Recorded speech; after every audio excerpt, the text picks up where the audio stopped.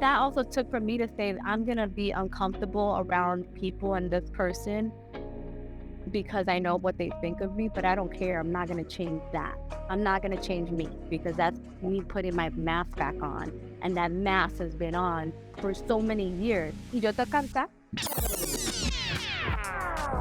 Mi gente, dímelo, what's good? Welcome to another episode of the Quién Tú Eres podcast brought to you by Plural. You already know it's your boy Pavel bringing you another special episode with another very special guest. If you're watching this on YouTube, you're seeing me with this terrible lighting and this room that looks very unfamiliar. Well, it's because I'm traveling this week for a speaking engagement in Milwaukee. So I'm in my hotel room recording the intro for this episode. Let's get back to more important things. This episode. The clip that you heard in the intro was with this week's guest, Illianna Acosta. She brings 20 years of experience in ad tech, partnerships, and sales. And these days, she's a senior manager at LinkedIn, managing global advertising technology partnerships. At LinkedIn, she's also the global co-chair of LinkedIn's Hispanic Employee Resource Group. Though she's grateful to have all these opportunities working in corporate, she has faced many challenges around authenticity versus professionalism. And oftentimes she's felt alienated, tokenized, and excluded. So for her to find her voice, comfort in who she is, and seeing the positive impact that it had on her career, it's now something that she wants to give back. She wants to be that representation that she didn't have when she was younger. And we're going to get into all of those things in this conversation. Now that you know a little bit more about her and have some context into what we'll be talking about, let's get into the episode. So first off, can you just pronounce your name how you want me to pronounce it in the intro? La única Illianna Acosta. No. Illianna Acosta. You could also just call me Illy. Either one works. That's gonna be the name of the episode, La Única.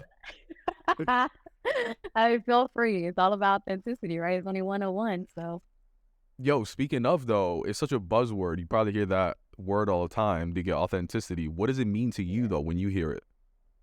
When I could just be me, speak my mind, curse like a sailor if I wanted to, because it comes out really organically. When I don't try to assimilate, when I can verbalize my emotions and feel psychologically safe to do it in the environment I'm in. Oh. And so that, I think that's just authentic. And then I'm not just saying like the physical, I'm definitely like a big hoodie fan. My curly hair is out. That's like the aesthetic, but really is more of the internal stuff and being able to express myself in a way that I feel comfortable, in a way that I feel like I'm not holding back what I need to say or feel like it needs to be said, and that I feel psychologically safe. And I'm going to be honest with you, there's environments where I don't feel like this is not 100% kosher and maybe I shouldn't say it, but it has to be said. Yeah. Right. And I think that's when I celebrate me in those moments, because I might be a little uncomfortable, but I say this has to be said. And I feel like it needs to be said by me, so I'm going to say it. I love how you mentioned psychologically safe twice. And I think like sometimes you can't even describe it besides that feeling of like, I just feel safe here. But before we get into those environments, I feel like growing up, our family has so many expectations on like who we should be. They'd be like, yo, don't be looking crazy out there in these streets, embarrassing me. Like, especially as a woman too. Like, what sort of like rules did you have in place around like, this is how I think you should be showing up outside? Oh man, we only got how long we got? But there was I think there's different things, right? So one, from a career aspect, I was raised to want to be a lawyer, a doctor, an accountant, all the things that were high yielding, successful, because I put that because success is subjective, roles, and what my family deemed as like, that's what's going to get you money to live the American dream. And the American dream was like a big house with a white picket fence, 2.5 kids, get married young, 2.5? start popping them. 2.5, the dog. Oh, the dog. Okay. The dog is a human. I have a dog. He is my little mini human. Um, and so that's the way I was raised and I it's like from a really young age, I just didn't feel like that I fit that mold. It's not what I was like striving for. Now, I didn't have a blueprint of what it looked like, but I just was never like gung ho about all the things that were the expectation. I think I realized early on, I wanted to be a lawyer for a long time. Lawyer, lawyer, lawyer. That's all I thought about. And then I went into undergrad and I was studying physical therapy. And then I realized I fell out of science and your girl don't like science too much. So I'm like, the business.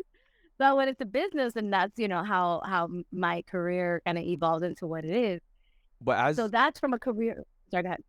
as you were navigating these different careers though, like were you even telling your family is like, yo, I think I'm gonna switch here and there? And also like was it like I'm asking for permission? It was like, nah, fam, I'm telling you I'm switching careers. Like what was that conversation like?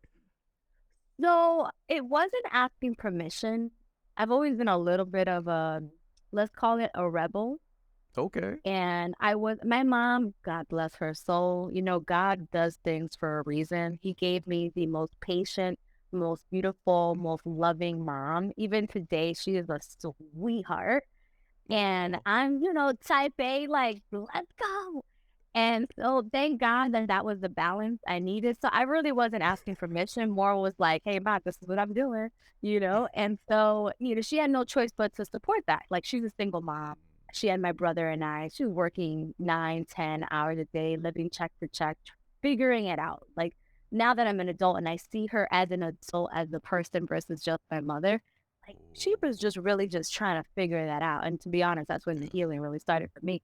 But so it wasn't really asking permission. I think where I think I had more apprehension in terms of like telling my family or, the different things that I was doing that was outside of their expectation was to my grandmother. Because my Oh, grandmother who had that old school mentality and my grandmother and I were two peas in a pod. Like that was my girl, and she took care of me almost every single day of my life because my mom was working all the time. And so I remember telling her that I was not going to be a lawyer and I was going to do business. I said, "Oh, why you want to do that? You don't think that maybe a lawyer, instead of," and I'm like, no, I don't want to do that. That's just not my thing. And so I just kept pushing, at the end of the day, what is she going to do?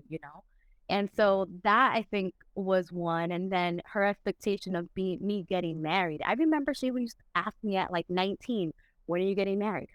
When are you getting Really? married? Oh my gosh. 19? 19, 25, 27, 29. Like, when are you gonna get married? When are you gonna be married? I was like, come on, man. Is it That just happened. marriage or kids too? Marriage and kids. But obviously in her eyes, Yeah. or in a I guess structured world, it's marriage, then kids. And that was a big question. And even my mom kind of fell into that. And I had to put a pause to it and say, hey, while I realize that this is coming from a good place, it is not healthy for my mental health to be asked these questions and have this much pressure and Right. expectation to deliver on something that's not realistic. Because for me, a marriage is the union of two people who are committed to each other's growth, Right. to love, to trust each other, to communication, to all those things. And unless those things are in alignment, I'm not doing it because first and foremost, my happiness, my fulfillment, my peace comes before anything and anyone. And so if a relationship doesn't afford me that, then I don't want to enter into that. And marriage to me is not worth me settling for anything less than those three things: happiness, fulfillment, and peace. That's it. Yeah. It's tough. And it's interesting that there are like these, not that you were seeking approval, but it's not even just our like mother or father. It's like they're like multiple layers of family expectations that are always present. And that's fascinating as well.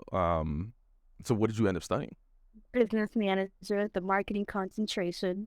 That was my undergrad. And then I went for my MBA with the focus on entrepreneurship and innovation.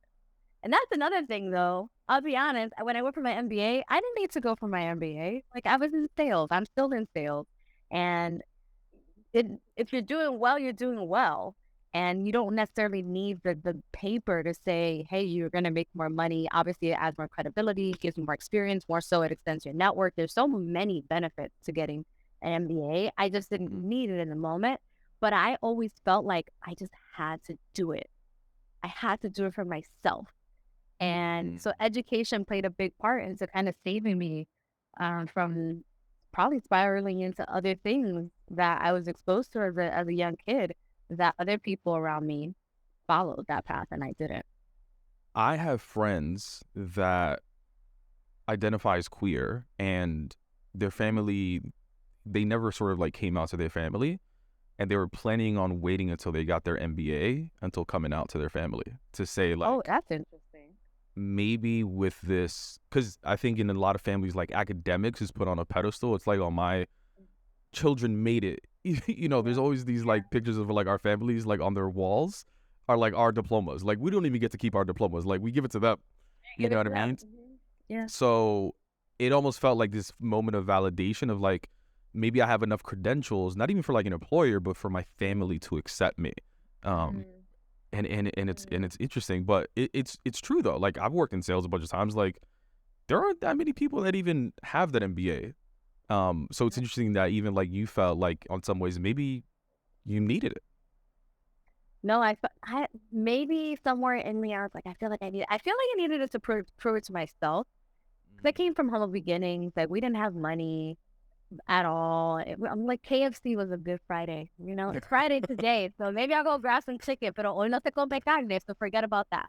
But um, yeah, I grew up really humble beginnings, and I don't think I ever realized my full potential when I was younger. I knew I didn't want the situation I was in because I found myself different from other people. Like I was always yearning for more and different.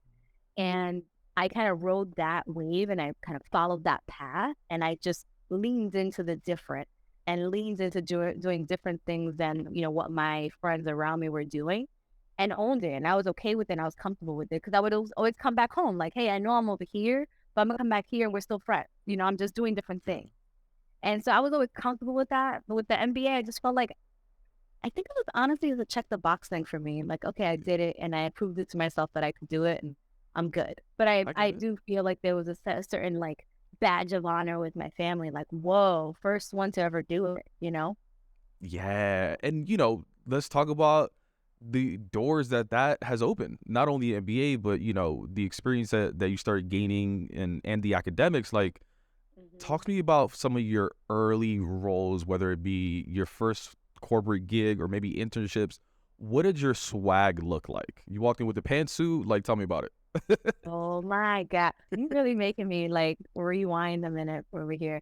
My first job interview for like the corporate world, I showed up in a suit like blazer. I remember it too. It was black with white tiny pinstripes and a white collared shirt with the buttons. And my Yeah. hair was, of course, straight Mm. because, I had to look professional and with some stiletto heels. You can't pay me enough to wear a suit right now. Like, absolutely. Like, I don't care how much money you're giving me. I'm not wearing a suit to work. It's not happening. Um, and But who even to told you? interviews, Who told you got to like show up like that, or was that just like assumed? mom, grandma, like straighten your hair. My grandma, listen, if my grandmother was alive right now, I know she's looking down on me and she's like, yes, pelo, you're on camera. She would say, when are you going to straighten your hair? It looks so much nicer, Mhm. right? Because that's the way she grew up. And that is what was deemed professional or decente. And that's how you want to appear aesthetically. You need to assimilate and look the part assimilate to now this American living, right? Luckily, I still have the language, but how many Latinos don't have the language because their families have assimilated to American culture and they're like, you have to speak the language, you have to look the part, you have to keep, Yeah. get rid of your accent, like all the things that make you you. Yeah. And that was interesting going into the work world because I wouldn't put my hair curly for months Yeah. until I was like, okay, they know I'm about my grind. They know I'm going to do my work. I'm going to stay focused. And okay, I'm going to wash my hair today and I'm going to go to work. Let's see what happens. I had So people what? touching my hair. That was weird, man. Whoa, let's get into that. But before we get into like how you were received, like what was that moment for you where you said like, oh, let me maybe start showing a little bit more of myself? It sounded like Yeah. for me, it used to be like, let me get one performance review out the way so that I can get the validation to say like I'm doing my work well. And if someone Yeah. questions me, then I could point back to it. It sounds like you had a similar experience. Absolutely. I think it gave me well, it helped me take the mask off a little bit. Mm, You know, it's like, oh, I could take the mask out. I feel like I took the mask off today. I'm going to work with my hair curly. And it just made me feel like I was living in my own body again because this is just who I am. And so showing up as that version of me started, little by little, I was feeling more comfortable and yeah. like, this is me now. And then I realized people were accepting of it. And this whole time, like, it was just me in my own head. And Mm, to be honest with you, the generational trauma that was passed down on the yeah. expectations and the looks and neglect and whatever. And also like not only generational trauma, but also just trauma from Yeah. experiencing myself. Racism, microaggressions throughout. Like I'm a little darker. I have an accent, even though sometimes the Latina accent really comes out full force. That was something I was like embarrassed about for a while. And Wait, so now I'm like, what sort of things have you heard? Because I would have never said that they had an accent. oh yeah, like oh, so you speak Spanish? Oh, but you speak English Oh. so well. Mm. Really? Where did you You hear that speak though? English Was it at so work, good. in school? I've heard it at work. I didn't hear it too much in school actually, but definitely at work. And I didn't hear it at school because I went to schools that were pretty diverse.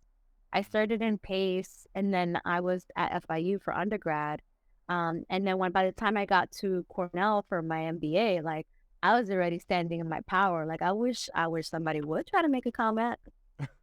'Cause you're gonna get a comment right back versus before, I sort of swallowed it up. I always say, like, my Yeah. throat chakra was blocked for a long time because as a Latina, you're taught, calladita te ves más bonita.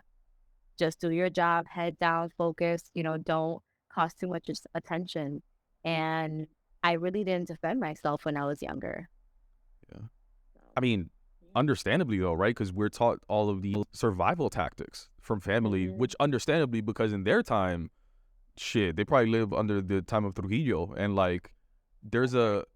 the level of authority. If you speak up against that, you could get thrown in jail, right? So 1,000%. the fear is understandable, and in reality they're just trying to protect us, right?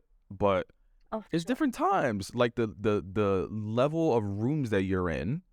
I'm sorry, but Mhm. abuela has never been there, so how is she going to give you advice in rooms that That's she's right. never been in? You feel me? That's right. Even now, when I talk to my mom, I know what to talk to her about Yeah. and what I would never talk to her about, right? Because she just wouldn't comprehend, she wouldn't understand.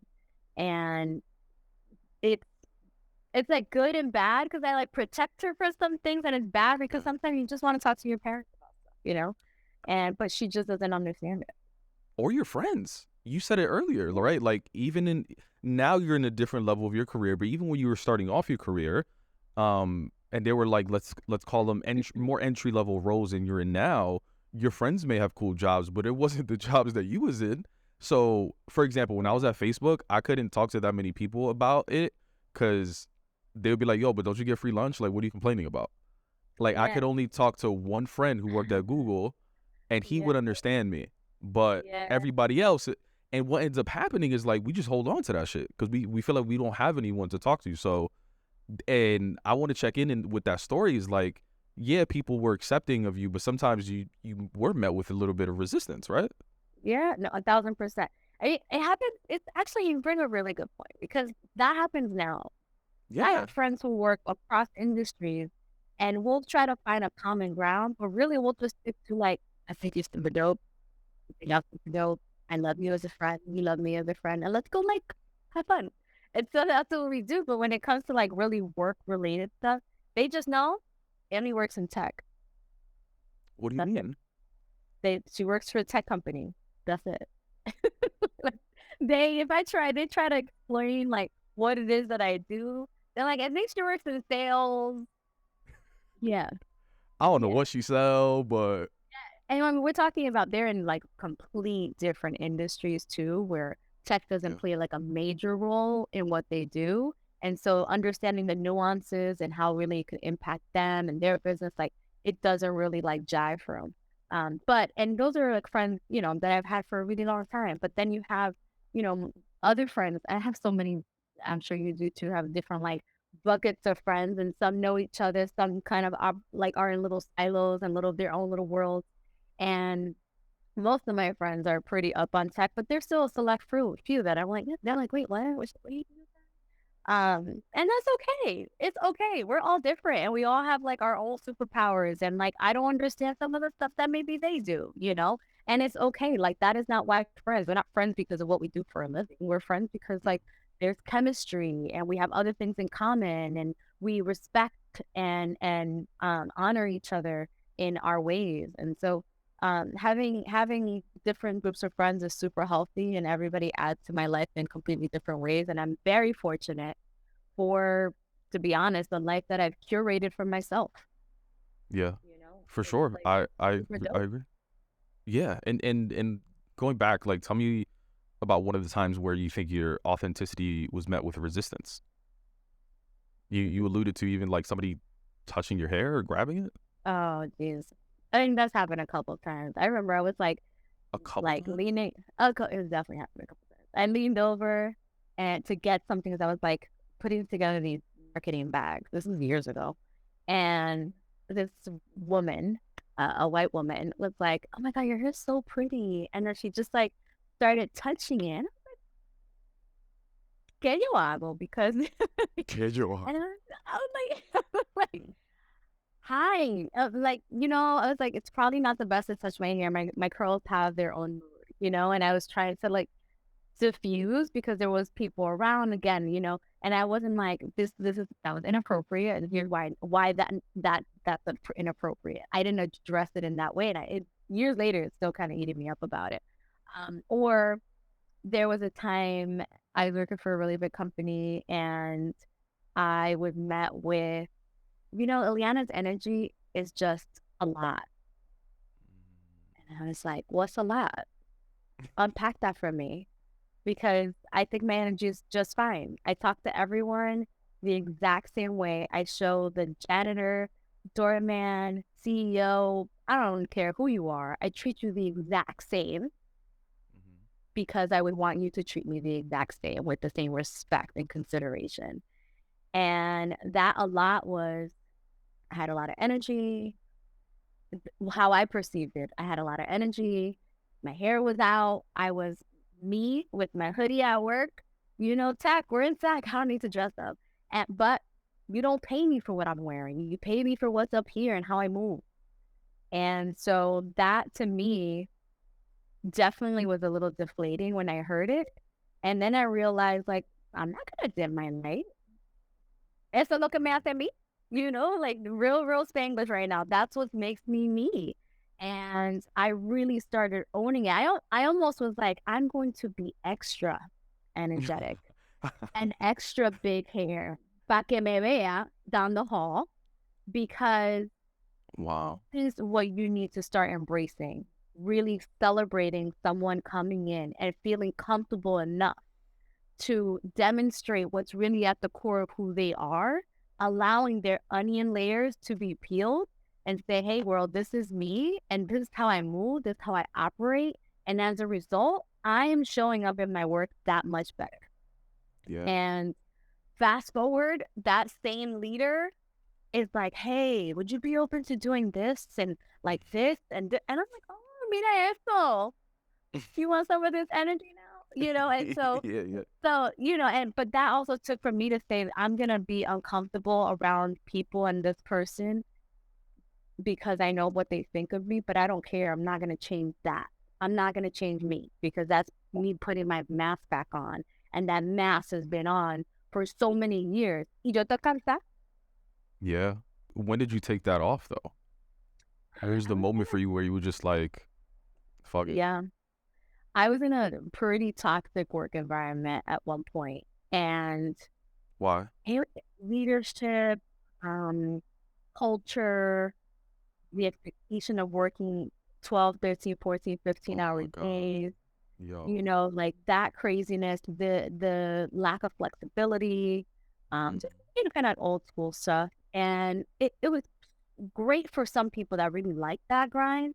It just Mhm. wasn't conducive to the way that I like to work. So it was more of like, this isn't for me. And in which case it was toxic to me mentally, physically, emotionally. And it was a pivotal moment in my life because when I decided to like move on to the next, I said, I am not sacrificing my peace, my fulfillment, and my happiness in my next role. And I'm Yeah. going to make sure whatever company, whatever role I take, I'm not going to settle just for the bag. I'm Yeah. going to make sure it aligns with my purpose, with my passion.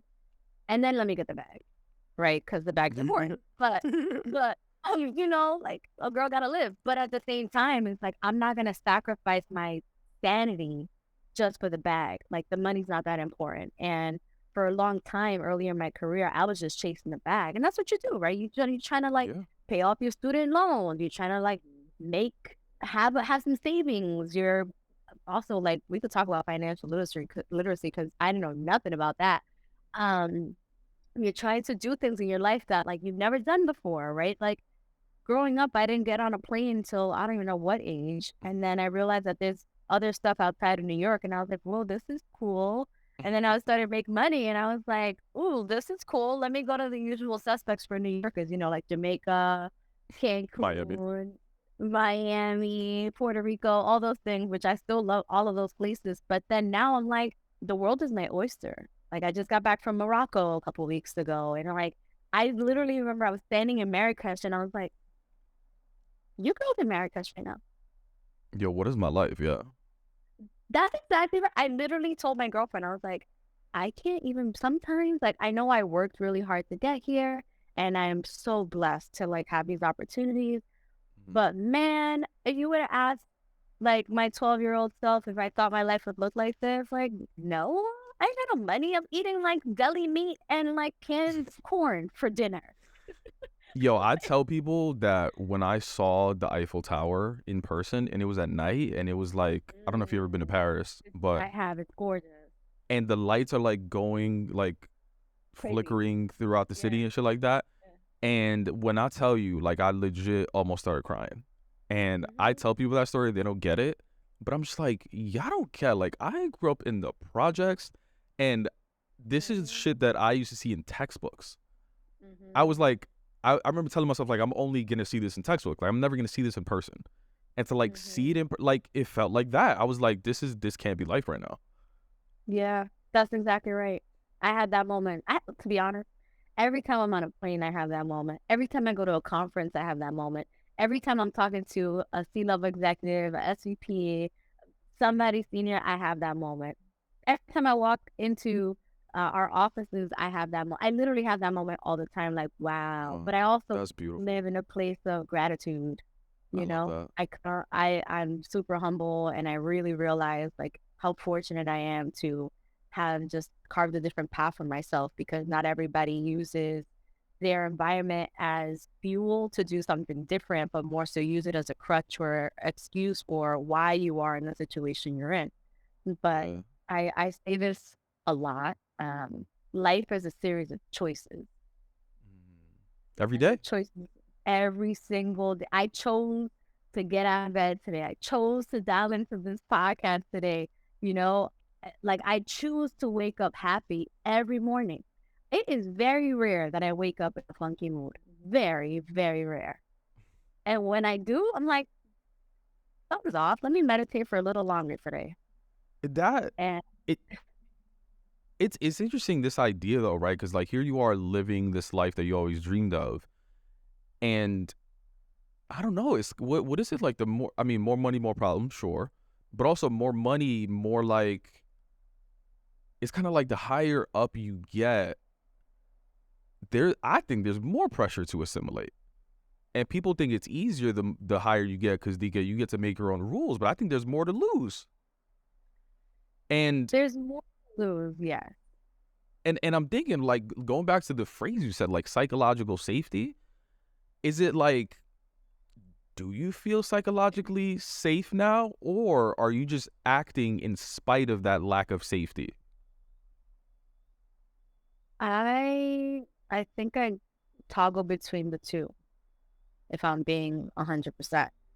I think that I'm willing to take the risk because so long as I'm staying true to myself and who I am, and I really am committed to what I'm delivering. Let's say it's, business case on something, etc.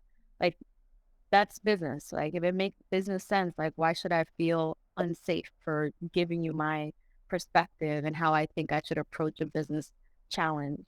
So I don't feel unsafe there. I also, and maybe because I work with a bunch of unicorns, I feel psychological safety where I'm like, I could call somebody out if I see something inappropriate or I feel uncomfortable about something. And I could say, hey, can we have a conversation about this? Here's something you said or did, and this is how it made me feel. Because you really can't dictate how you made somebody else feel because you're not them, right? But I can tell you how you made me feel based on your actions or your words, and then I will give you an opportunity and say, hey, here was my intention. And then we have a conversation. I'm like, okay, impact over intent. Like, this is how it impacted me. So moving forward, here's how we can maybe be more mindful of that. And me too. Like, I'm not perfect too. Yeah, of So course. yeah, You I want feel other like people to call you out when you messed up or whatever. Yeah. 1000%. Please, please What's do a because we're what's human. a what's a scenario that comes to mind of like, that was a really uncomfortable situation, but I'm happy, I'm proud of myself, the fact that I communicated those emotions. I won't get into but there was a note that was sent out, and the tone of the note was, it was almost like throwing somebody under the bus, that I was felt like it was just not necessary, looping in people that probably shouldn't need to be looped or didn't need to be looped in. And it's not like a race thing by no means. It was just, this is this is wrong. It feels wrong. It came off wrong. And like, this needs to be called out because if this is going to happen again, that's bad on me. And so I'm going to address this because I am not okay with this sort of way of business conduct. It's not the way I operate. And so maybe they came from a good place, but this is how it landed. And I'm a big communicator. I got to talk about all the things, but I'm also very aware that people need to be in the right space to receive. Yeah. And, you can't, it's even in relationships. Like, if you're upset about something, your partner's upset about something, you're like, "Do, do, do, do, do," and like, what's going to happen? They're not going to hear you. Number one, your tone is off. Don't scream at me. I'm a grown ass person. And like, and two, like, I'm also upset. So I'm not observing what you're saying. So like, now is probably not the time to have that conversation. Maybe let it fizzle out and you say, okay, hey, are you in a space to receive right now? Can we have a conversation around A, B, and C? And that applies to all parts of my life. And so, before I even addressed the issue, I said, you know what? Let me do a temperature check because I'm a pretty self-aware person. I've been told this many times, and I also feel that too because of the work that I've done, the inner work that I've done. And I did a quick temperature check with someone, and they were like, "Yeah, that doesn't really land well, does it? You're right. Like, your gut is right. Like, it feels off." Had a conversation. We talked through it. It was not the most comfortable conversation, but in the end, we both committed. Like, hey, here's where I'm at. Here's where I'm at. If there's Yeah. a future situation, let's communicate before we get to that level, and Oof. we're good. We're good. And I think communication is really like the key to every single relationship, work, personal, romantic, doesn't matter. I agree 1,000%. And there's a couple things that I want to like dive deeper into what you said. One, how important it is to have someone that you can talk to and relate to and like even bounce ideas off of, right? Going back to that earlier example, it's like, yo, I can't talk to my family, I can't talk to my friends. I just want to know that I'm not crazy. Yeah. You know what I Yeah. mean? And in that moment, you spoke to someone, he was like, yo, am I bugging, or like, did this happen and is it okay for me to feel like this? You know what Yeah. I mean? I They need gave you like that. validation. Yeah. Yeah. Yeah. Imagine how good it felt to be like, I'm not crazy. then now Yes, let me have this conversation. yes. And this was also like, literally, I was like, dang it, I don't got my therapy appointment until next week. I gotta talk about this.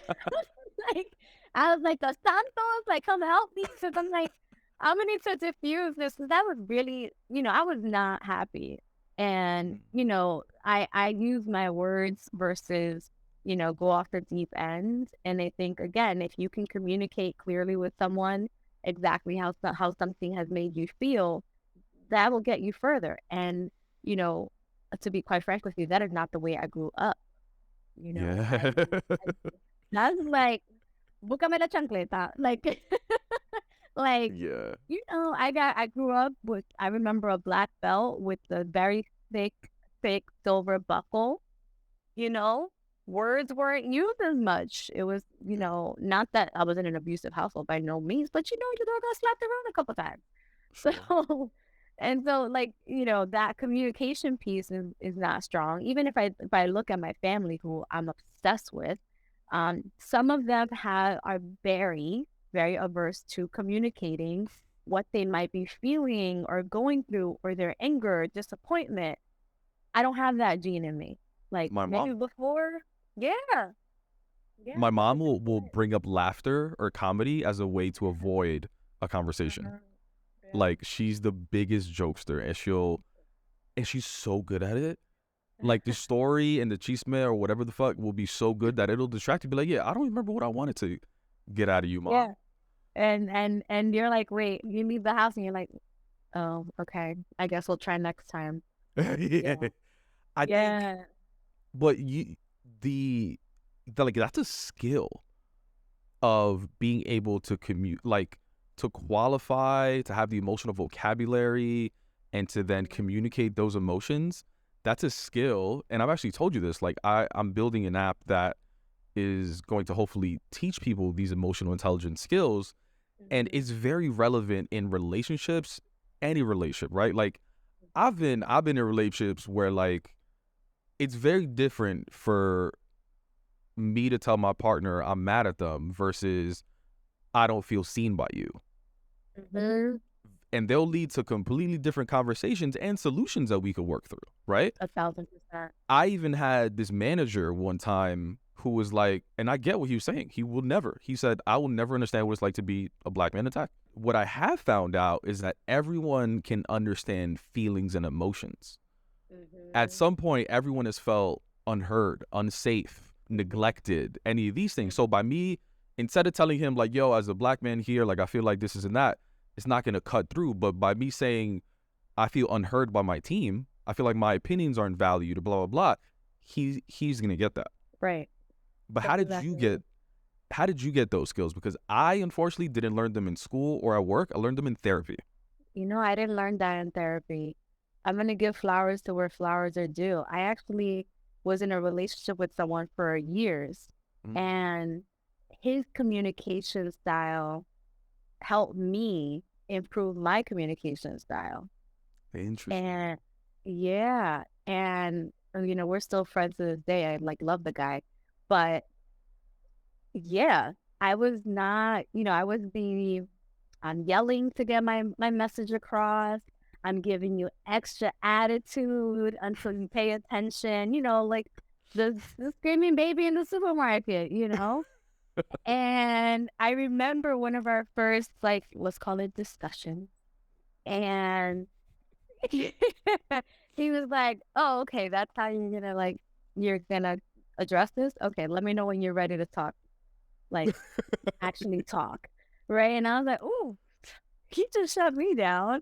And I quickly realized, like, oh, like, let's have a conversation. And then I realized, wow, you can really resolve conflict in this same tone that you and I are speaking in, Pavel, and come out on the other side just as actually even better than a yelling match to get to where you need to go. It's really unhealthy to the way I was approaching it when I was younger. Again, to your point, I didn't learn this in school. I didn't learn this in therapy. I actually didn't start going to therapy until later. And so that relationship really taught me a lot. Like, it really almost like just made me grow up and see that healthy relationships and healthy communication can exist and can happen between two people. And I think it put things into perspective too, is like, wow, when you're in a work environment, in an office, and you have conflict, you have no choice but to use calm words and Or just conversations words to in help. general. Or Yeah. words, like, or you ignore the problem and then it gets worse and then y'all blow up. Well, that's That happens, but not in my case now. Like, I really talk through things now, and it feels so good because it it's like, does. hey, oh man, it feels so good. For those who are not there yet, just try it. It feels so good to help to like facilitate a conversation between people and or just be in a like healthy dialogue trying to resolve conflict in general. Yeah. Work, personal, relation, doesn't matter. It Yeah. just feels like you know what, you just learned something about yourself and you found healthy ways to address conflict and you have healthy tools that you can leverage to get through the situation.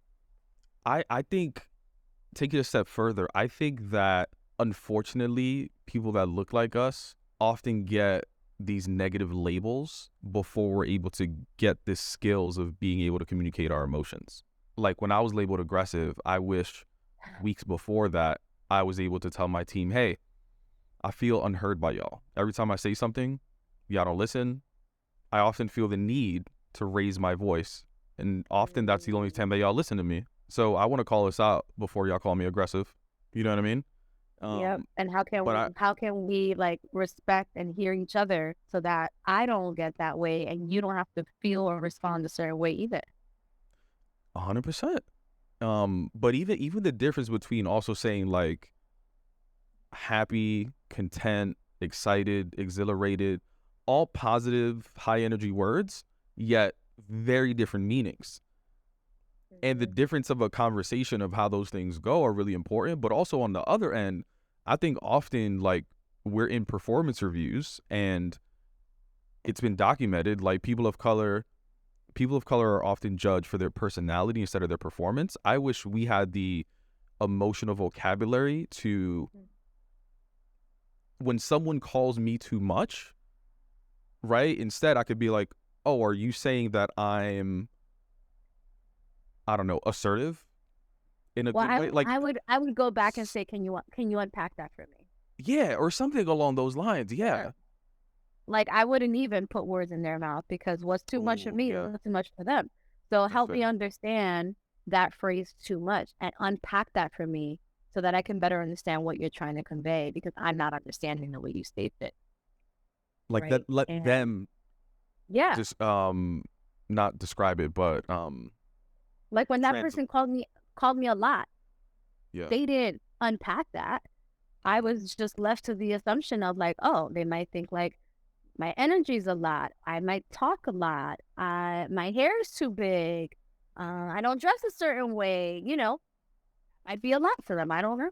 It's like happiness. Happiness is subjective. Success is subjective. That's fair. Uh, as we wrap up this final question, because Already? we're almost wrapped that time. Yeah. Damn, that went by fast. um, obviously, like you're not done growing. We're all working on ourselves. Like, what's the one thing that continues to inspire you, empower you to continue being your most authentic self in these rooms? Curiosity. Curiosity on like, what else could I expose myself? What else can I learn? What don't I know? And how can I tap into things that like really make me feel like happy and energized. And the older I get and the more seasoned in my career, I start leaning into like what's really getting me excited. Like, oh, okay, I want to go towards that versus, yeah. And it also, by the way, could be something I've always done or something brand new. And so I try to go with like oh, this is like scratching an itch I didn't even know I had. Like, I want to lean over here, and it could be uncomfortable because all I knew is over here on this side. But the curiosity in me is like, let me explore this more because this feels like it's pouring into my cup right now. And this is getting me really excited in a way that I haven't been in a while. So I'm going to lean into it. I'm not going to question it. I'm going to go with it. I'm going to go where the universe takes me. So the curiosity in me has really been on 1,000 lately, and I've been really leaning into give me something new, let me see and explore, and if it's not for me, cool. Like, I have other things that I'm working on, but curiosity, I think, for a while was dormant for me, and now it's just like what really drives me to go forward. What else am I capable of doing? Mi gente, that wraps up this week's episode of the Quién Tú Eres podcast. If you enjoyed this conversation, please do us a favor, like, share, comment, leave us a rating and review wherever you're listening, because that is how we're going to redefine professionalism. Your engagement and feedback is going to help ensure that these stories and experiences get heard by more people. Thank you, and see you next week.